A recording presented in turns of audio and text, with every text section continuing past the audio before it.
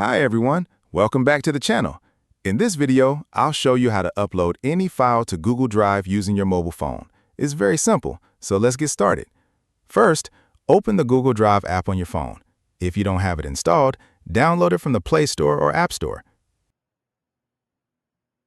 Now, make sure you're signed in with your Google account. If not, log in with your Gmail ID and password. To upload a file, tap on the plus button at the bottom right corner. Then select Upload. Now browse your phone and select the file you want to upload.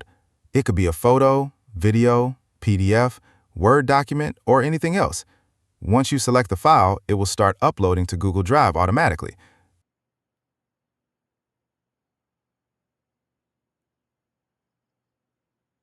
You'll see the progress bar at the bottom of the screen. After the upload is complete, the file will appear in your Google Drive.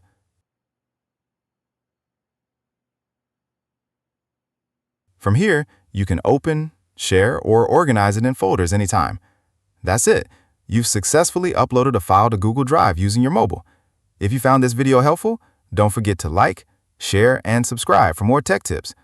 Thanks for watching, and see you in the next video.